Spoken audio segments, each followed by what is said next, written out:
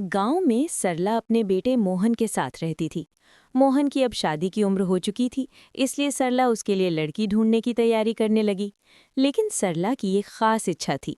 वो हमेशा कहती थी, मोहन बेटा, मैंने सोच लिया है, मैं तेरे लिए शहर की बहू ही लाऊंगी।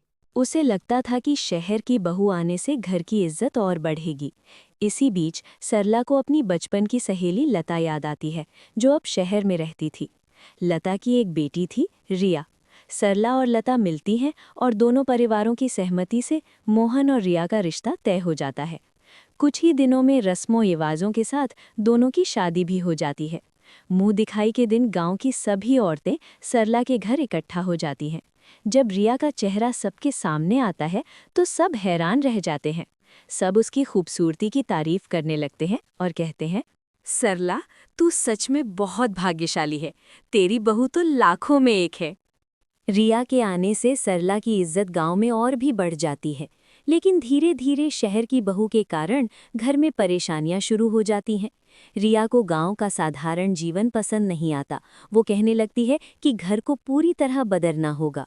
वो कहती है, मम्मी जी, मुझे इस पुराने घर को बदलकर ताजमहल जैसा बनाना है। घर में एसी चाहिए, वाटर प्योरीफायर चाहिए और बहुत सारी चीज़ें बदलनी होंगी। ये सुनकर सरला और मोहन दोनों हैरान रह जाते हैं। वे कहते हैं कि ये सब उनके लिए संभव नहीं है। लेकिन रिया जिद पर अड़ जाती है और कहती है, अगर मेरी सारी मांगें पूरी नहीं हुई तो मैं अपने मायके वापस चली जाऊंगी। धीरे धीरे रिया गांव में छोटे कपड़े पहनकर घूमने लगती है।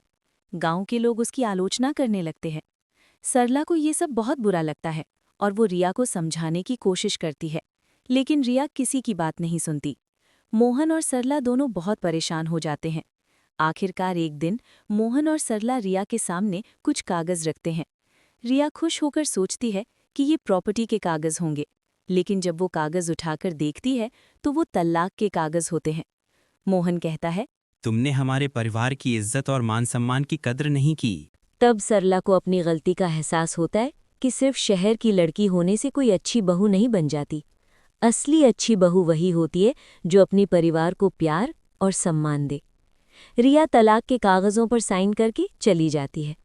कुछ समय बाद मोहन की शादी एक सुशील गांव की लड़की से होती है और फिर वे दोनों मिलकर एक सुखी जीवन जीने लगते हैं।